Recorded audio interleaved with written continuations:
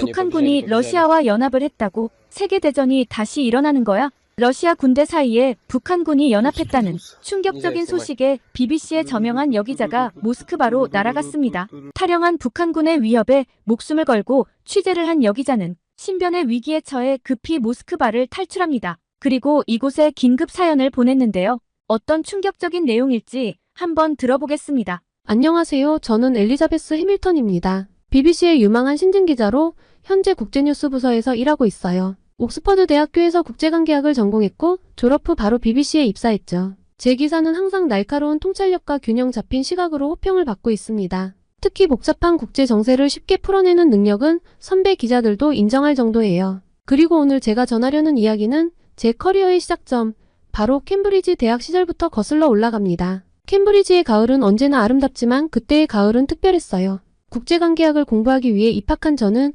세계 각국에서 온 학생들과 어울리며 새로운 세상을 만나고 있었죠. 그 중에서도 한국에서 온 유학생들과의 만남은 제 인생의 큰 전환점이 되었습니다. 제 룸메이트였던 지원이를 처음 만났을 때 저는 그녀의 밝은 미소와 유창한 영어에 놀랐어요. 안녕하세요. 저는 김지원이에요. 엘리자베스 맞죠?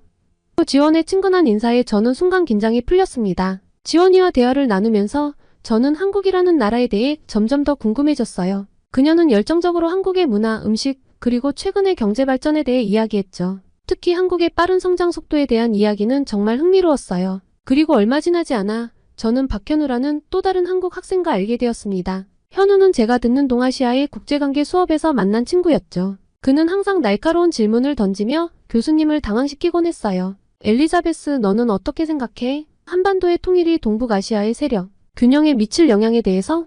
현우의 질문에 저는 잠시 생각에 잠겼어요. 솔직히 말해서 그때까지 저는 한반도의 상황에 대해 깊이 생각해본 적이 없었거든요. 글쎄 아직 잘 모르겠어. 하지만 내 질문 덕분에 더 자세히 알아봐야겠다는 생각이 들어. 제 대답에 현우는 이해한다는 듯 웃으며 고개를 끄덕였어요. 그 후로 저는 한국에 대해 더 많이 공부하기 시작했습니다. 도서관에서 한국의 역사와 문화에 관한 책을 찾아 읽었고 인터넷으로 한국 뉴스를 찾아보기도 했죠. 점점 더 이 작지만 역동적인 나라에 빠져들어갔어요. 지원이와 현우는 제 호기심을 반갑게 여겼죠. 그들은 저에게 한국 음식을 소개해 주었고 때로는 직접 요리를 해주기도 했습니다. 처음 먹어본 김치는 너무 맵고 신선한 맛이었지만 곧 그 독특한 맛에 빠져들었어요. 불고기의 달콤한 맛은 정말 잊을 수 없었죠. 그리고 음식뿐만 아니라 한국의 대중문화도 저를 사로잡았어요. 현우가 들려준 K-팝 음악은 신선하고 에너지 넘쳤어요. 한국 아이돌들은 저에게 신선한 충격이었습니다. 한국 문화가 점점 더 좋아지면서 저는 한국어도 배우기 시작했어요.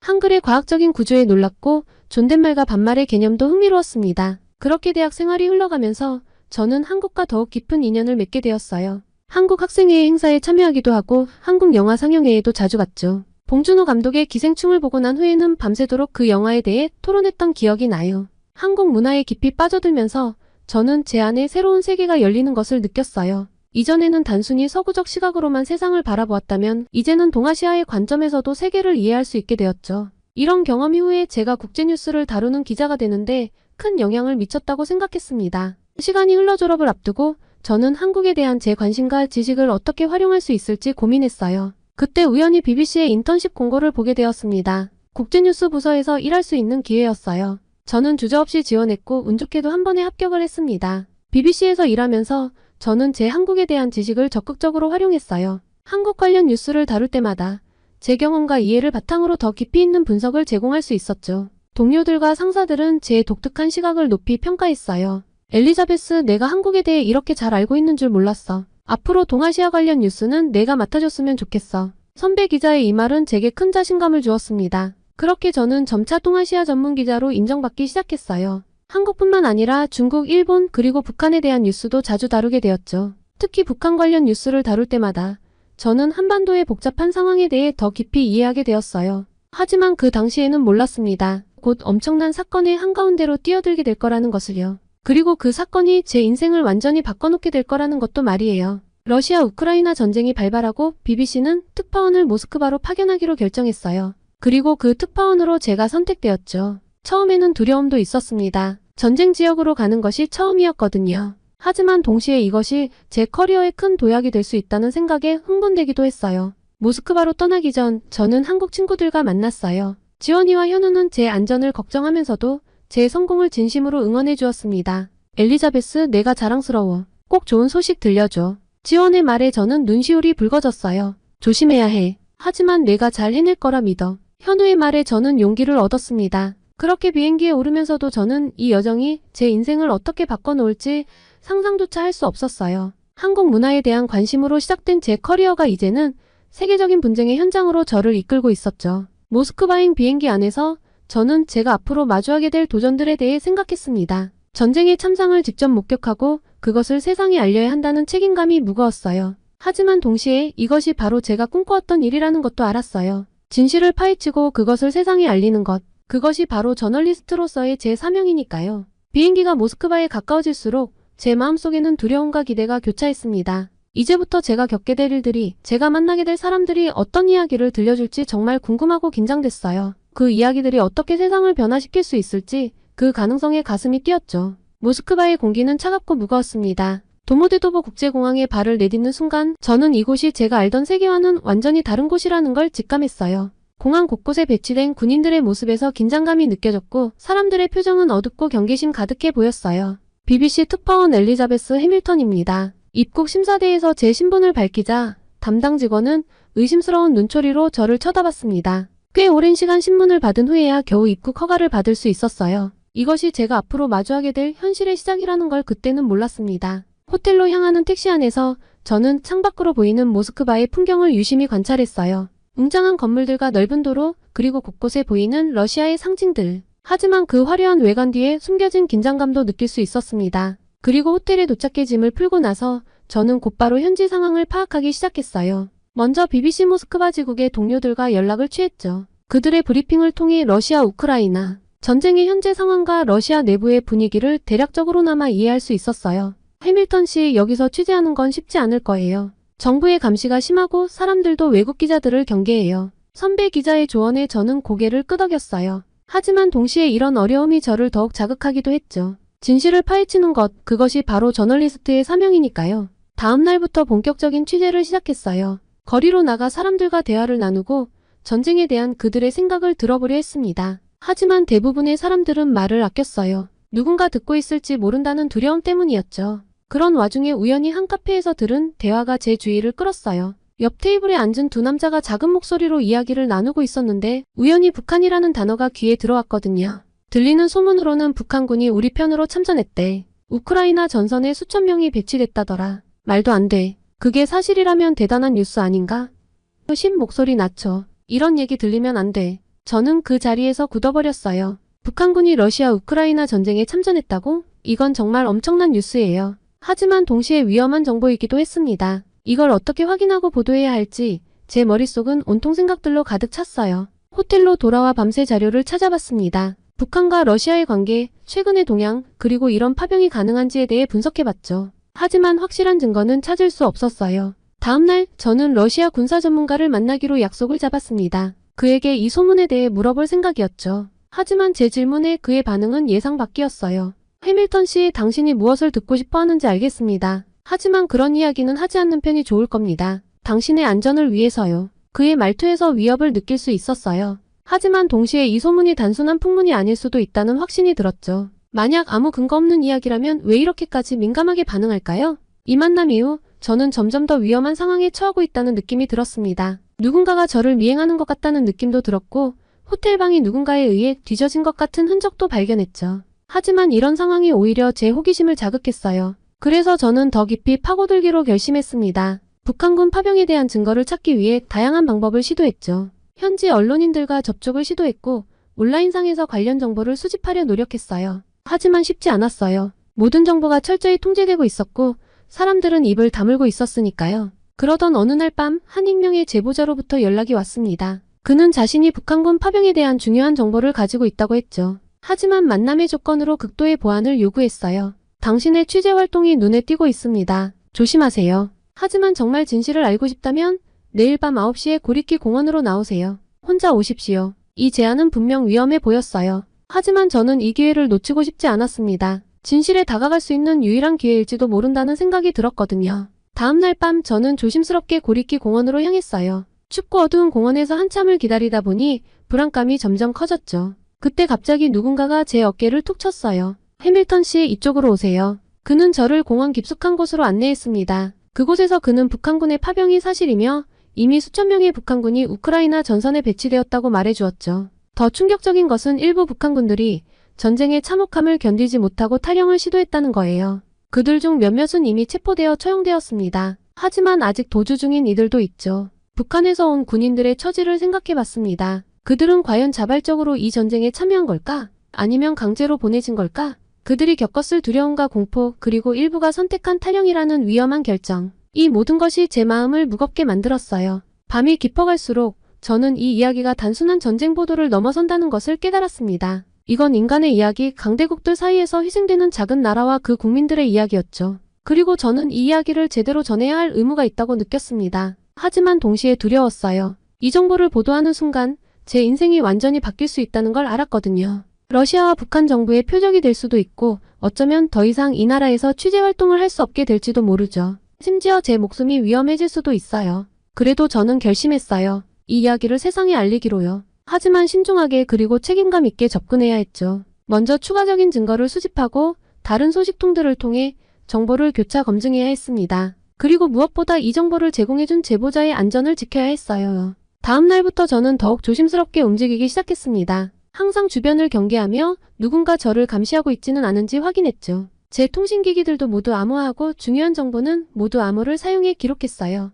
그렇게 며칠을 보내며 추가 정보를 모으고 있을 때였어요. 갑자기 제 호텔 방으로 한 통의 전화가 걸려왔죠. 해밀턴 씨, 저는 당신을 돕고 싶습니다. 하지만 우리 모두의 안전을 위해 조심해야 해요. 내일 정오 붉은 광장 근처의 성바실리 성당에서 만나요. 그곳에서 당신에게 줄 것이 있습니다. 전화는 그렇게 끊겼어요. 저는 한동안 전화기를 붙잡고 그대로 굳어 있었어요. 이게 함정일. 제 마음은 복잡했어요. 성바실리 성당으로 가야 할까요? 말아야 할까요? 위험할 수도 있지만 중요한 정보를 얻을 수 있는 기회이기도 했죠. 결국 저는 가기로 결심했어요. 하지만 만약의 사태에 대비해 동료 기자에게 제 위치를 계속 공유하기로 했습니다. 다음 날 붉은 광장은 평소와 다름없이 관광객들로 붐볐어요. 하지만 제 눈에는 그들 사이에 섞여있는 듯한 감시자들의 모습도 보였죠. 성당 앞에 도착하자 한 남자가 제게 다가왔습니다. 이것을 받으세요. 그리고 즉시 이곳을 떠나세요. 그가 건넨 것은 작은 USB였어요. 저는 즉시 그 자리를 떠났고 안전한 장소에서 USB의 내용을 확인했죠. 그 안에는 북한군의 우크라이나 파병을 증명하는 문서들이 있었어요. 하지만 더 충격적인 것은 USB에 담긴 영상이었습니다. 영상 속에는 한 남자가 있었어요. 그는 자신을 북한군 출신 이진호라고 소개했죠. 그의 목소리는 떨리고 있었어요. 저는 북한군으로 러시아 우크라이나 전쟁에 파병되었습니다. 하지만 전쟁의 참혹함을 견디지 못하고 탈영했습니다. 지금 제 목숨이 위험합니다. 누군가 저를 도와주세요. 이진호 씨의 호소는 제 가슴을 울렸어요. 이건 단순한 취재 대상이 아니었습니다. 한 인간의 생명이 걸린 문제였어요. 저는 그를 돕기로 결심했습니다. 하지만 어떻게 그를 찾아야 할까요? 영상 속 단서를 토대로 며칠을 뒤졌습니다. 그러던 중 우연히 모스크바 외곽의 한 폐건물 근처에서 그를 발견했어요. 저는 당장 번역기를 켰어요. 이진호 씨는 겁에 질린 채 숨어 있었습니다. 그를 설득해 안전한 곳으로 데려가는데 꽤 시간이 걸렸습니다. 그의 이야기를 들으면서 저는 이 상황의 심각성을 더욱 실감했어요. 우리는 훈련도 제대로 받지 못한 채 전선으로 보내졌어요. 많은 동료들이 죽었죠. 살아남은 사람들도 대부분 다쳤고요. 그런데도 계속해서 싸우라고 강요받았어요. 이진호 씨의 증언은 충격적이었어요. 하지만 동시에 이 정보를 어떻게 다뤄야 할지 고민이 되기 시작했죠. 이 이야기를 그대로 보도한다면 이진호의 안전이 위협받을 수 있거든요. 이진호 씨, 당신의 이야기를 세상에 알리고 싶어요. 하지만 그렇게 하면 위험해질 수 있어요. 어떻게 생각하세요? 이진호 씨는 잠시 생각에 잠겼다가 말했습니다. 저는 이미 죽을 각오로 여기까지 왔어요. 제 이야기가 북한에 남아있는 사람들, 그리고 아직도 전쟁터에서 고통받고 있는 동료들에게 도움이 된다면 기꺼이 위험을 감수하겠습니다. 그의 용기에 저는 깊은 감동을 받았습니다. 동시에 큰 책임감도 느꼈죠. 이 이야기를 어떻게 전달해야 할지, 어떻게 하면 이진호 씨와 그의 가족들의 안전을 지키면서도 진실을 알릴 수 있을지 고민이 되었어요. 며칠 동안 저는 이진호 씨와 함께 그의 증언을 정리했어요. 그의 이야기는 단순한 전쟁 보도를 넘어서는 인간의 드라마였죠. 북한에서의 삶, 러시아로 파병된 과정,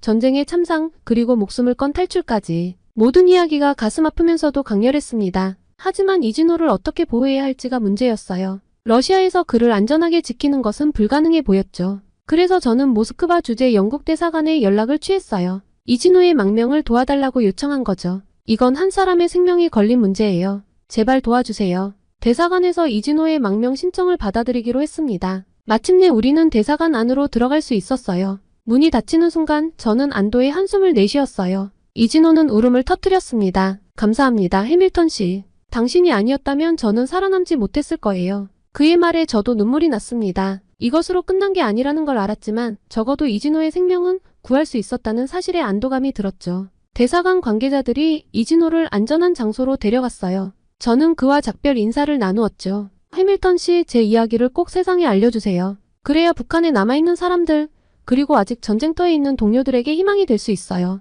저는 그에게 약속했어요. 그의 이야기를 반드시 세상에 알리겠다고요. 대사관을 나오면서 저는 이제 돌이킬 수 없는 강을 건넜다는 걸 깨달았어요. 이진호를 돕기로 한순간부터 저는 단순한 관찰자가 아닌 이 이야기의 한 부분이 되어버렸으니까요. 호텔로 돌아오는 길, 저는 계속해서 주변을 경계했어요. 이제 제가 러시아와 북한 양국의 표적이 되었다는 걸 알았거든요. 하지만 동시에 이 이야기를 세상에 알려야 한다는 사명감도 커졌습니다. 호텔방에 도착해서 저는 곧바로 노트북을 펴고 이진호 씨의 이야기를 정리하기 시작했어요. 그의 증언, 제가 수집한 증거들, 그리고 제 경험을 모두 담아내려고 했죠. 이것이 단순한 뉴스가 아닌 인간의 생명과 존엄성에 관한 이야기라는 걸 세상에 알리고 싶었어요. 글을 쓰면서 저는 계속해서 이진호의 얼굴을 떠올렸어요. 그의 두려움 가득한 눈, 그리고 희망을 품은 미소. 그의 용기가 헛되지 않게 하기 위해서라도 저는 이 이야기를 꼭 세상에 알려야 했습니다. 그날 밤 저는 잠을 이루지 못했어요. 창밖을 내다보며 계속해서 주변을 경계했죠. 이제 제 앞에는 두 가지 선택밖에 없어 보였어요.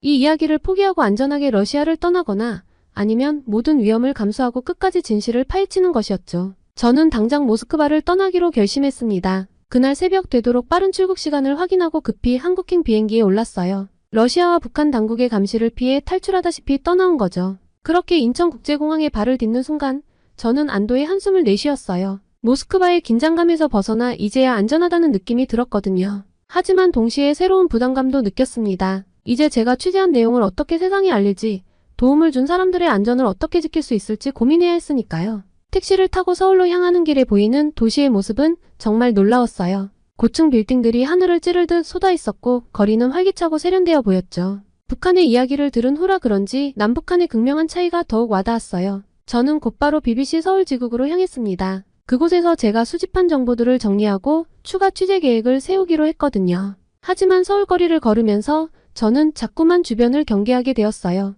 모스크바에서의 긴장감이 아직 남아있었나 봐요. 그렇게 BBC 서울지국에 도착해서 동료들과 회의를 하면서 저는 제가 취재한 내용의 심각성을 다시 한번 실감했습니다. 북한군의 러시아 파병, 그들의 고통, 그리고 탈영병들의 위험한 상황. 이 모든 것이 단순한 뉴스 그 이상의 의미를 가진다는 걸 알았죠. 해밀턴 씨, 이 정보들은 정말 폭탄급이에요. 하지만 동시에 매우 위험할 수 있어요. 선배 기자의 말에 저는 고개를 끄덕였어요. 알아요. 하지만 이 이야기는 꼭 세상에 알려야 해요. 저는 점점 더 큰 책임감을 느꼈어요. 다음날 저는 용기를 내어 통일부를 찾았어요. 제가 취재한 내용을 조심스럽게 공유하면서 그들의 의견을 구했죠. 이 정보가 사실이라면 우리 정부도 무언가 조치를 취해야 할 것 같습니다. 통일부 관계자의 말에 저는 희망을 느꼈습니다. 그런데 제가 취재한 내용은 단순한 뉴스거리가 아니었어요. 이건 수많은 사람들의 운명과 직결된 문제였습니다. 그래서 고민 끝에 저는 BBC 본사와 상의하기로 했어요. 이 문제는 제 개인적인 판단으로 결정하기에는 너무나 큰 사안이었으니까요.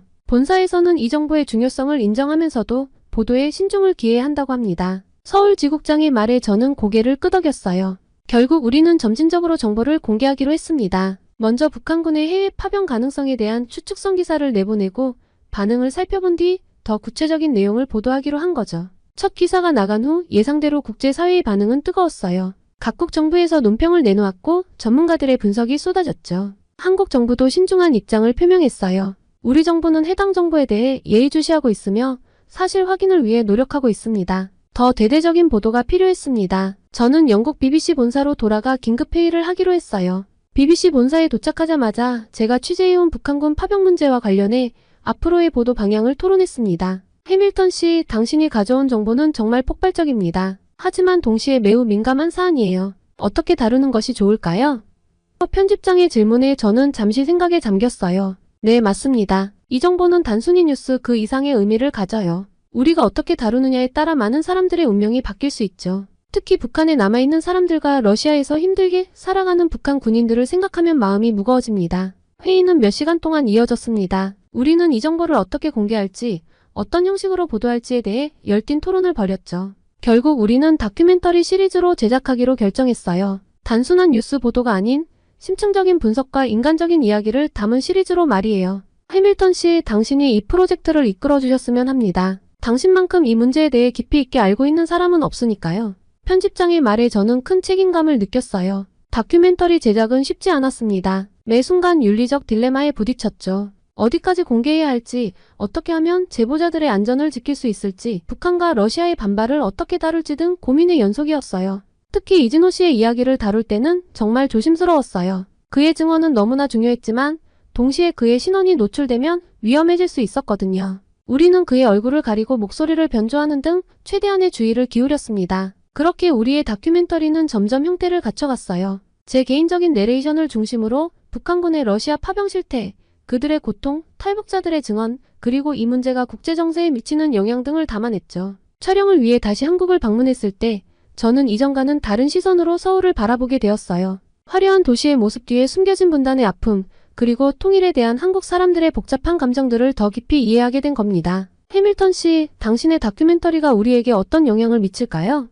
한국의 한 대학 교수와의 인터뷰에서 이런 질문을 받았어요. 저는 이 다큐멘터리가 단순히 충격적인 사실을 전달하는 데 그치지 않길 바랍니다. 이를 통해 우리가 인간의 존엄성에 대해, 그리고 평화의 중요성에 대해 다시 한번 생각해보는 계기가 되었으면 해요. 제 대답에 교수님은 깊이 공감한다는 듯 고개를 끄덕이셨어요. 다큐멘터리 제작의 마지막 단계에서 우리는 예상치 못한 난관에 부딪혔어요. 러시아 정부에서 우리의 활동을 인지하고 방해를 시도한 거예요. 심지어 BBC에 대한 법적 조치까지 거론되었죠. 해밀턴 씨, 이대로 진행하다간 큰 외교적 문제가 될 수 있어요. 법무팀에서 우려의 목소리를 냈습니다. 하지만 저는 물러설 수 없었어요. 이건 단순한 외교 문제가 아닙니다. 인간의 생명과 존엄성이 걸린 문제예요. 우리가 이 이야기를 전하지 않는다면 누가 이들의 목소리를 대변할 수 있을까요? 결국 우리는 모든 위험을 감수하고 다큐멘터리를 완성했습니다. 그리고 마침내 방영일이 다가왔죠. 저는 BBC 사무실에서 동료들과 함께 실시간 반응을 지켜봤어요.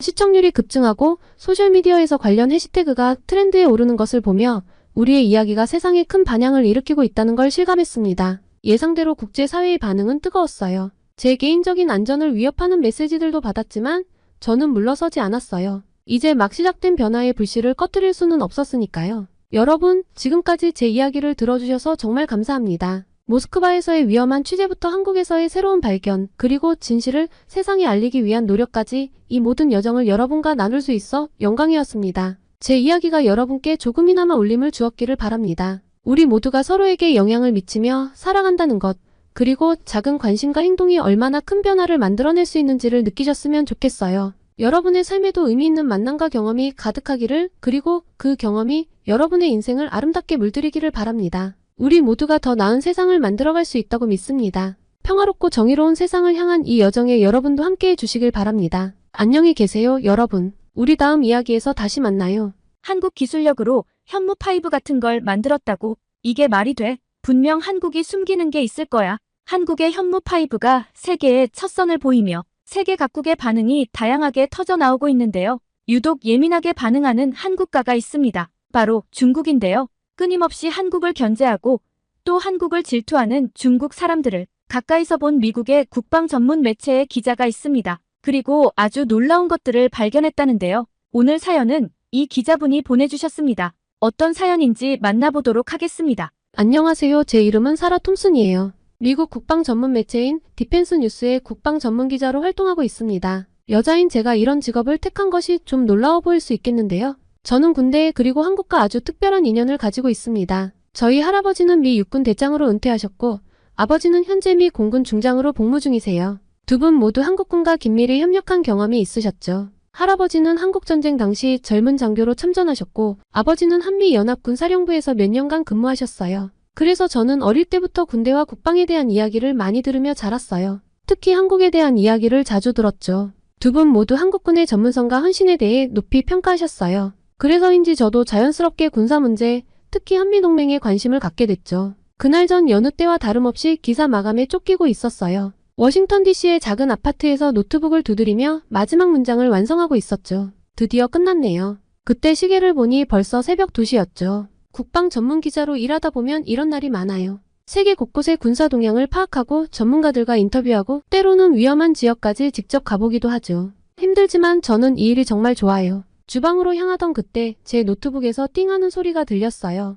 호기심에 노트북으로 돌아와 이메일을 확인했어요. 발신인을 보고 저는 깜짝 놀랐죠. 중국 정보원에게서 온 메일이네요. 이 시간에 무슨 일이지? 첨부 파일을 열자마자 저는 숨을 들이켰어요. 극비 문서였거든요. 중국 군사 전문가들이 한국의 신형 미사일 현무5에 대해 작성한 보고서였죠. 이게 무슨 핵무기보다 위험하다라고요? 믿기지 않아 여러 번 읽어봤어요. 하지만 틀림없었죠. 중국 전문가들은 정말로 현무5를 그렇게 평가하고 있었어요. 저는 한국에 우호적이지 않지만 이상했어요. 이건 너무 과장된 거 아닐까요? 확인해봐야겠어요. 저는 바로 중국의 군사 전문가 친구에게 이메일을 보냈죠. 리 박사님, 혹시 현무5에 대해 들어보셨나요? 중국에서는 어떻게 평가하고 있죠? 답장은 금방 왔어요. 하지만 내용이 좀 이상했죠. 사라, 그건 매우 민감한 주제예요. 공식적으로 말할 수 없어요. 다만 우리 모두가 주목하고 있다는 것만 알아두세요. 이 대답을 듣고 저는 더욱 호기심이 생겼어요. 직접 가봐야겠어요. 한국에 말이죠. 결심을 하고 나니 갑자기 힘이 나더라고요. 피곤함도 잊은 채 서둘러 짐을 챙기기 시작했어요. 노트북, 카메라, 녹음기 그리고 현무5에 대한 모든 공개 자료들을 프린트해서 챙겼죠. 보스한테 연락해야겠어요. 전화기를 들고 편집장에게 전화를 걸었어요. 새벽 3시가 다 되어가는 시간이었지만 우리 업계에선 이런 게 흔한 일이에요. 보스, 네, 사라예요. 죄송해요. 이렇게 늦게 전화드려서. 네, 중요한 일이에요. 한국의 신형 미사일 현무5에 대한 중요한 정보를 입수했어요. 네, 맞아요. 직접 가서 취재하고 싶어요. 네? 정말요? 감사합니다. 최대한 빨리 보고 드리겠습니다. 통화를 마치고 나서 저는 흥분을 감출 수 없었어요. 편집장이 바로 허락을 해주셨거든요. 이제 정말 한국에 가는 거예요. 드디어 큰 특종을 잡을 수 있을지도 몰라요. 서둘러 공항으로 향했어요. 다행히 새벽 비행기를 탈 수 있었죠. 비행기를 타는 동안에도 머릿속은 온통 현무5로 가득했어요. 대체 이 미사일이 뭐길래 중국을 이렇게 두렵게 만드는 걸까요? 비행기가 이륙하고 저는 노트북을 펴고 자료를 정리하기 시작했어요. 현무5에 대해 알려진 정보는 많지 않았죠. 한국이 독자 개발한 초음속 순항 미사일이라는 것 정도? 초음속이라 그래봤자 얼마나 빠를 수 있겠어요? 하지만 중국의 반응을 보면 분명 뭔가 특별한 게 있을 거예요. 저는 질문 목록을 적기 시작했죠. 현무5의 실제 속도는 얼마나 되나요? 정확도는 어느 정도인가요? 어떤 기술이 적용되었을까요? 왜 중국이 이토록 민감하게 반응하는 걸까요? 질문을 적으면서 저는 점점 더 흥분되기 시작했어요. 이건 단순한 무기 이상의 의미가 있을 것 같아요. 동북아 전체의 힘의 균형을 바꿀 수도 있겠죠. 비행기 안에서 잠깐 눈을 붙이고 나니 어느새 인천공항에 도착했어요. 저는 생각했던 한국과 너무 달라서 깜짝 놀랐어요. 서울행 리무진 버스를 타면서 저는 창밖으로 펼쳐지는 한국의 풍경을 감상했죠. 와, 정말 발전했네요. 마지막으로 왔을 때와는 또 달라요. 서울 도심에 들어서자 고층 빌딩들이 눈에 들어왔어요. IT 강국다운 첨단 기술의 향기가 느껴지는 듯 했죠. 이런 나라에서 만든 미사일이라니 뭔가 특별할지도 몰라요. 호텔에 도착해서 짐을 풀고 나니 이제 본격적인 취재 준비를 해야 했어요. 노트북을 켜고 한국 국방부 홈페이지부터 뒤져보기 시작했죠. 공식 자료로는 부족해요. 내부 소식통이 필요하겠어요. 예전에 알고 지내던 한국 국방부 관계자에게 연락을 취했어요. 다행히 그분이 인터뷰에 응해주기로 했죠. 네, 김 과장님 정말 감사합니다. 내일 오전 10시에 뵙겠습니다. 전화를 끊고 나서 저는 깊은 숨을 내쉬었어요. 이제 첫 단추를 끼운 거죠. 내일이 기대되네요. 과연 어떤 이야기를 들을 수 있을까요? 잠자리에 들면서도 저는 설렘을 감출 수 없었어요. 현무5의 비밀 그리고 그 뒤에 숨겨진 이야기들. 모든 것을 밝혀낼 자신이 있었죠. 잘 자요. 서울 내일은 정말 긴 하루가 될 것 같아요. 눈을 감으면서도 저는 미소 짓고 있었어요. 기자로서 이런 순간이 가장 행복하거든요. 세상에 알려지지 않은 진실을 찾아내는 그 짜릿함. 그걸 위해 살아온 거나 다름없죠. 아침 일찍 일어났어요. 잠은 거의 못 잤지만 흥분된 마음에 피곤함도 잊은 채 서둘러 준비를 했죠. 오늘은 꼭 뭔가를 알아내고 말 거예요. 호텔 레스토랑에서 간단히 아침을 먹고 나왔어요. 국방부로 가는 택시 안에서도 계속 자료를 훑어보고 있었죠. 현무5 대체 이게 얼마나 대단하길래? 국방부에 도착하자 김 과장님이 저를 맞아주셨어요. 안녕하세요. 사라씨 오랜만이네요. 네, 김 과장님 이렇게 만나 뵙게 되어 정말 반가워요. 우리는 회의실로 자리를 옮겼어요. 김 과장님은 조금 긴장한 듯 보였죠. 사라씨, 현무5에 대해 묻고 싶다고 하셨죠? 어떤 점이 궁금하신가요? 저는 깊은 숨을 들이쉬고 질문을 시작했어요. 네, 현무5의 실제 성능이 궁금해요. 특히 속도와 정확도에 대해 알고 싶어요. 김 과장님은 잠시 망설이더니 대답하셨어요. 현무5의 정확한 스펙은 말씀드리기 어렵습니다만 음속의 5배 이상의 속도로 비행할 수 있고 오차 범위는 3m 이내라고 할 수 있죠. 저는 놀라움을 감출 수 없었어요. 와, 정말 대단하네요. 그런데 왜 중국이 이토록 민감하게 반응하는 걸까요? 김 과장님의 표정이 살짝 굳어졌어요. 그건 현무5가 중국의 방공망을 무력화시킬 수 있는 능력이 있기 때문일 겁니다. 정말인가요? 그렇게 뛰어난 건가요? 네, 그렇다고 볼 수 있죠. 하지만 더 자세한 내용은 말씀드리기 어려워요. 인터뷰를 마치고 나오면서 저는 머릿속이 복잡해졌어요. 이건 정말 대단한 무기 시스템인 것 같았거든요. 이걸 어떻게 보도해야 할까 너무 민감한 내용인데. 고민하면서 걷다 보니 어느새 국방부 구내식당에 와 있었어요. 점심을 먹으며 생각을 정리하려는데 옆자리에서 들려오는 대화가 귀에 들어왔죠. 야, 너 들었어? 현무5 시험 발사 성공했대. 진짜? 언제? 어제 새벽이래. 근데 비밀이래. 저도 모르게 귀를 쫑긋 세우고 듣고 있었어요. 이거 큰 뉴스인데 확실한 정보를 얻어야겠어요. 식사를 마치고 나와 다시 취재를 시작했어요. 이번엔 현무5 개발에 참여했다는 엔지니어를 만나기로 했죠. 안녕하세요, 박 박사님. 귀중한 시간 내주셔서 감사해요. 아닙니다. 사라 씨가 현무5에 관심 있다고 해서 궁금했어요. 박 박사님은 생각보다 젊어 보였어요. 그만큼 한국의 기술력이 뛰어나다는 증거일까요? 박 박사님, 현무5의 핵심 기술이 뭔가요? 간단히 말하면 극초음속 비행과 정밀 타격 능력의 결합이라고 할 수 있죠. 우리는 대기권 상층부를 비행하면서도 목표물에 정확히 도달할 수 있는 기술을 개발했어요. 와, 정말 대단해요. 그런데 왜 그렇게 위협적으로 보이는 걸까요? 박 박사님은 잠시 생각하더니 대답했어요. 아마도 현존하는 대부분의 방공 시스템을 무력화할 수 있기 때문일 거예요. 현무5는 너무 빠르고 예측 불가능해서 요격이 거의 불가능하거든요. 이 말을 듣고 저는 현무5의 진정한 가치를 깨달았어요. 이건 단순한 무기가 아니라 전략적 균형을 바꿀 수 있는 게임 체인저였던 거죠. 박 박사님, 혹시 어제 시험 발사가 있었다는 게 사실인가요? 박 박사님의 표정이 순간 굳어졌어요. 그건 제가 말씀드릴 수 있는 내용이 아닙니다. 이 반응으로 저는 확신했어요. 시험 발사는 분명 있었던 거예요. 인터뷰를 마치고 나오면서 저는 흥분을 감출 수 없었어요. 이건 정말 큰 뉴스예요. 세계가 알아야 할 내용이죠. 하지만 동시에 걱정도 되었어요. 이런 내용을 보도해도 될까? 국가 안보에 문제가 되지는 않을까? 고민하면서 호텔로 돌아왔어요. 노트북을 펴고 지금까지 알아낸 내용을 정리하기 시작했죠. 현무5 음속의 5배 이상 속도, 오차 범위 3m 이내. 타이핑을 하면서도 머릿속은 복잡했어요. 이 정보를 어떻게 다뤄야 할지, 어디까지 공개해야 할지 말이에요. 에잇, 일단 초고는 써놓고 고민해야겠다. 밤늦게까지 글을 쓰고 또 썼어요. 현무5의 능력, 그것이 가져올 변화, 그리고 그 이면에 숨겨진 한국의 기술력까지도요. 휴, 드디어 끝났네. 시계를 보니 새벽 3시였어요. 피곤함이 몰려왔지만 동시에 뿌듯함도 느껴졌죠. 내일은 이 내용을 다시 한번 검토하고 보도 여부를 결정해야겠어요. 침대에 누우면서 오늘 하루를 되새겨봤어요. 현무5의 비밀, 그리고 그 뒤에 숨겨진 이야기들과 아직 풀리지 않은 의문들도 많았죠. 그렇게 아침에 일어나자마자 저는 어제 쓴 기사를 다시 읽어봤어요. 잠을 자고 나니 새로운 시각으로 볼 수 있더라고요. 이 정도면 괜찮을 것 같아요. 하지만 좀 더 확실한 증거가 필요해요. 서둘러 준비를 마치고 국방부로 향했어요. 오늘은 공식 브리핑이 있는 날이었거든요. 오늘은 꼭 결정적인 정보를 얻어내고 말 거야. 국방부 브리핑실에 도착하니 이미 많은 기자들이 와 있었어요. 그 중에는 중국 기자들도 눈에 띄더라고요. 저 사람들은 뭔가 심상치 않아 보이네. 브리핑이 시작되고 국방부 대변인이 현무5에 대해 간단히 언급했어요. 현무5는 우리 군의 새로운 전략 무기로 그 성능과 능력은 세계 최고 수준입니다. 그 순간 중국 기자 한 명이 갑자기 일어나 소리쳤어요. 그게 말이 됩니까? 한국의 기술로 그런 무기를 만들 수 있다고 보기 어렵습니다. 순간 회의장이 술렁이기 시작했어요. 저도 깜짝 놀랐죠. 저건 뭐지? 왜 저렇게 공격적인 거죠? 대변인은 침착하게 대답했어요. 우리나라의 기술력을 과소평가하지 마십시오. 현무5는 순수 국내 기술로 개발되었습니다. 그러자 또 다른 중국 기자가 나서더라고요. 그렇다면 왜 구체적인 성능을 공개하지 않는 겁니까? 뭔가 숨기고 있는 게 아닙니까? 상황이 점점 격해지는 것 같아 저도 참지 못하고 일어났어요. 잠깐만요. 제가 한 말씀 드려도 될까요? 모두의 시선이 저에게 집중됐어요. 긴장됐지만 용기를 내어 말했죠. 저는 현무5 개발에 참여한 엔지니어들과 인터뷰를 했어요. 한국의 기술력은 이미 세계 최고 수준이에요. 반도체 디스플레이 기술을 보세요. 왜 미사일 기술은 안 된다고 생각하시는 거죠? 중국 기자들의 표정이 굳어졌어요. 그들은 서로 눈빛을 교환하더니 브리핑실을 빠져나갔죠. 브리핑이 끝나고 밖으로 나오는데 아까 그 중국 기자들이 모여서 이야기하는 걸 들었어요. 이대로는 안 돼. 어떻게든 현무5의 개발을 저지해야 해. 맞아, 경제적 제재를 가한다든가 하는 것도 필요하지 않을까? 저는 그 말을 듣고 충격을 받았어요.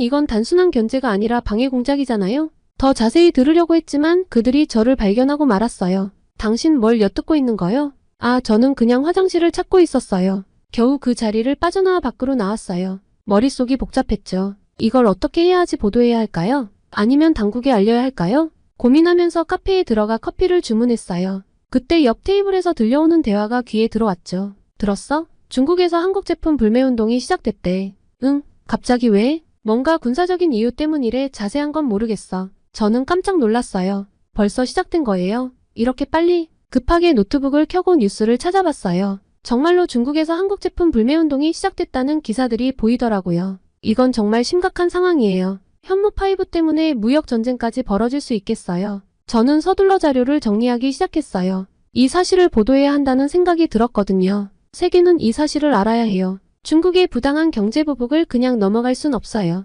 글을 쓰면서도 마음이 무거웠어요. 이 보도가 어떤 파장을 일으킬지 걱정되더라고요. 하지만 이건 제 의무예요. 진실을 알리는 게 기자의 일이니까요. 밤늦게까지 기사를 수정하고 또 수정했어요. 최대한 객관적으로, 하지만 진실은 명확히 드러나도록 노력했죠. 휴, 드디어 끝났네. 시계를 보니 새벽 2시였어요. 피곤함이 밀려왔지만 동시에 사명감도 느꼈죠. 이제 편집장님께 보내드려야겠어요. 아, 그 전에 한 번만 더 검토해볼까? 다시 한번 기사를 읽어내려갔어요. 현무5의 능력, 중국의 반응, 그리고 시작된 경제 보복까지요. 모든 내용이 사실에 근거했고 객관성을 유지하고 있었죠. 좋아요, 이 정도면 괜찮을 것 같아. 기사를 보내고 나서 침대에 누웠어요. 하지만 쉽게 잠이 오지 않았죠. 시차 탓인가 하고 한참 중얼거리다가 까무룩 잠이 들었습니다. 아침에 일어나자마자 휴대폰을 확인했어요. 밤새 수많은 알림이 와 있더라고요. 눈을 비비며 화면을 들여다봤죠. 어머, 이게 무슨 일이지? 제가 평소 보는 뉴스 사이트들의 놀라운 기사 제목들이 눈에 들어왔어요.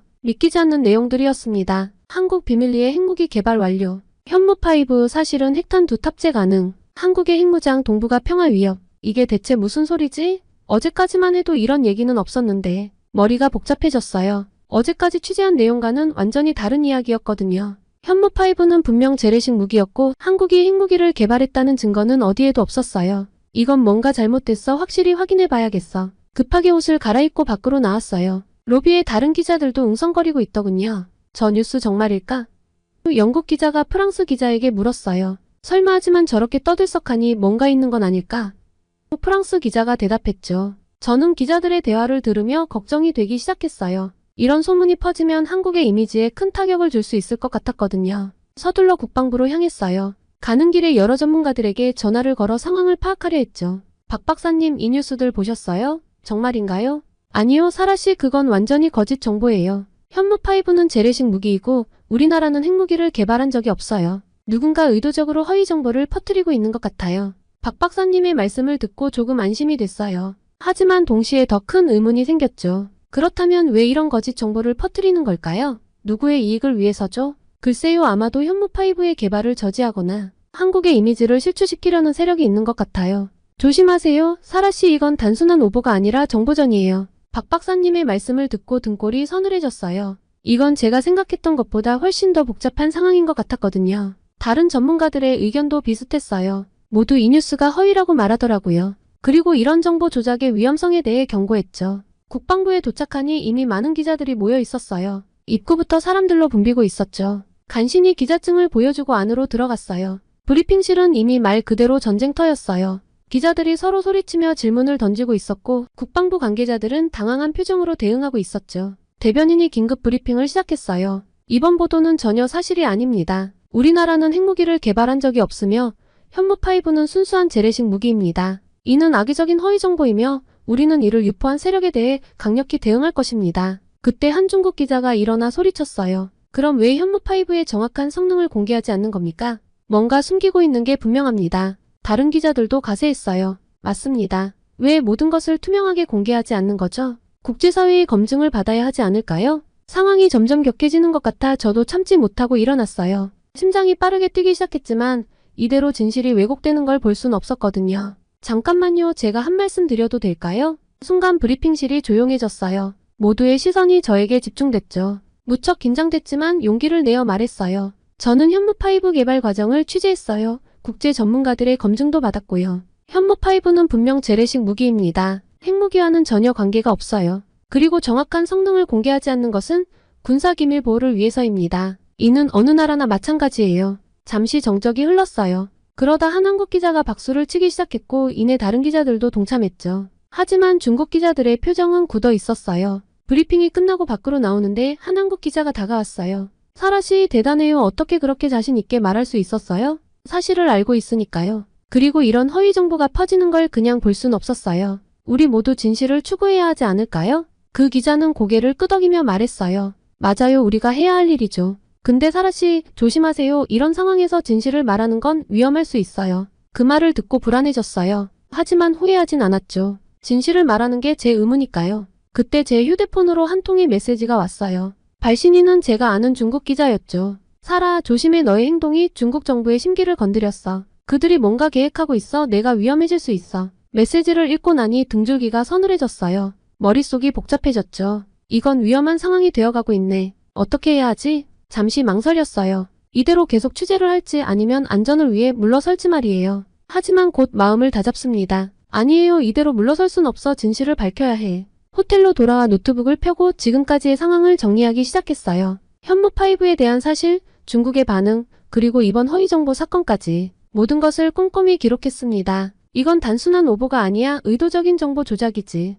누군가 현무5를 막으려고 하고 있어. 글을 쓰면서 점점 더 확신이 들었어요. 이건 단순한 군사기술의 문제가 아니라 국제적인 정보전이었던 거예요. 세계는 이 사실을 알아야 해. 이런 식의 정보 조작이 얼마나 위험한지 모두가 알아야 하지. 밤늦게까지 기사를 쓰고 또 썼어요. 모든 내용을 사실에 근거해 객관적으로 작성하려고 노력했죠. 현무5의 실제 성능, 핵무기 의혹의 허위성, 그리고 이런 정보 조작의 위험성까지 모든 것을 담으려고 했어요. 드디어 끝났네. 시계를 보니 새벽 3시였어요. 피곤함이 밀려왔지만 동시에 사명감도 느꼈습니다. 다시 한번 기사를 읽어 내려갔어요. 모든 내용이 명확하게 전달되고 있는지 꼼꼼히 확인했죠. 좋아, 이 정도면 괜찮을 것 같아. 기사를 보내고 나서 침대에 누웠어요. 하지만 쉽게 잠이 오지 않았죠. 오늘 있었던 일들이 계속 머릿속을 맴돌았습니다. 걱정도 되고 두렵기도 했어요. 그 중국 기자의 경고가 자꾸 떠올랐거든요. 하지만 한편으로는 더 큰 사명감을 느꼈습니다. 그렇게 아침 일찍 눈을 떴어요. 사실 제대로 잠을 이루지 못했죠.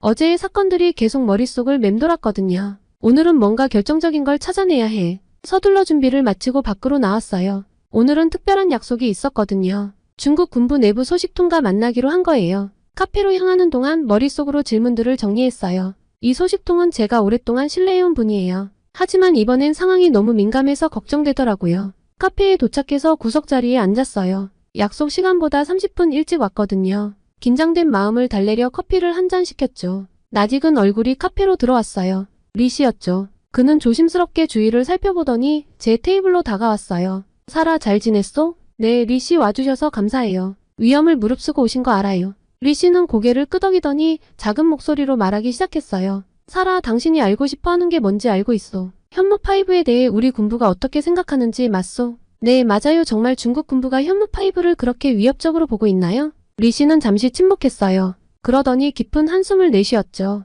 사실 우리 군부는 충격을 받았어. 한국의 기술 발전 속도가 우리의 예상을 훨씬 뛰어넘었거든. 저는 놀라움을 감추지 못했어요. 정말요? 그렇게까지요? 그로써 현무5의 성능이 우리의 최신 방공 시스템을 무력화시킬 수 있다는 분석 결과가 나왔거든. 이건 단순한 무기 그 이상의 의미를 가지고 있어. 리 씨의 말에 저는 깊은 생각에 빠졌어요. 이건 제가 예상했던 것보다 훨씬 더 큰 문제였던 거죠. 그럼 어제의 그 허위 뉴스들도 중국 군부의 작품인가요? 리 씨는 고개를 저었어요. 아니요, 그건 우리도 반대하는 일이요. 하지만 일부 강경파들이 독단적으로 행동한 것 같소. 현무5를 어떻게든 막아야 한다고 생각하는 이들이 있거든. 그렇군요. 근데 왜 이렇게까지 현무5를 두려워하는 거죠? 리 씨는 잠시 주위를 둘러본 후 낮은 목소리로 말했어요. 사라, 이건 꼭 비밀로 해주시오. 우리 군부 내에서 현무5가 가져올 변화에 대한 시뮬레이션을 돌렸소. 결과는 충격적이었소. 현무5가 실전 배치되면 동북아 전체의 군사 균형이 완전히 바뀔 수 있다는 거요. 저는 숨을 깊게 들이쉬었어요.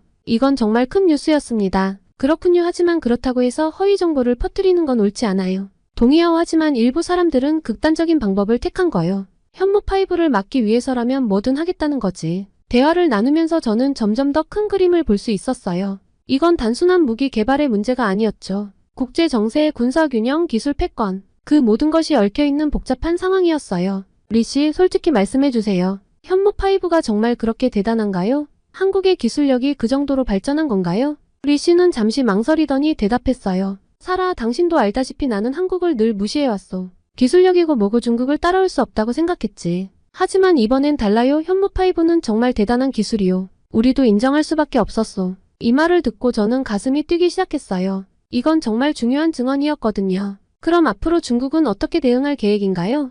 글쎄, 공식적으로는 외교적 항의를 계속하겠지. 하지만 물밑에서는 현무5에 대항할 새로운 기술 개발에 전력을 다할 거요. 이미 시작됐을 거야. 대화를 마치고 카페를 나왔어요. 머릿속이 복잡했죠. 이 정보를 어떻게 다뤄야 할지, 어디까지 공개해야 할지 말이에요. 호텔로 돌아와 노트북을 펴고 지금까지 알아낸 내용을 정리하기 시작했습니다. 현무5 중국 군부도 인정한 게임 체인저. 타이핑을 하면서도 계속 고민했어요. 이 기사가 가져올 파장을 생각하니 부담이 되더라고요. 하지만 이건 세계가 알아야 할 진실이야. 숨기면 안 돼. 밤늦게까지 기사를 쓰고 또 썼어요. 현무5의 실제 능력, 중국 군부의 반응, 그리고 이것이 가져올 국제 정세의 변화까지 모든 것을 담으려고 노력했죠. 그리고 이 긴급한 취재 일정을 마치고 다시 미국으로 돌아왔습니다. 미국에 돌아온 지금 저는 한국 뉴스를 매번 체크하며 한국의 또 다른 시작을 기대하고 응원하고 있습니다. 저는 제 뿌리에 대한 자부심과 함께 세계를 향해 더 넓은 시각으로 나아갈 준비를 하고 있고요. 이번 취재를 너무 급히 갔다 와서 한국을 제대로 즐기지 못했는데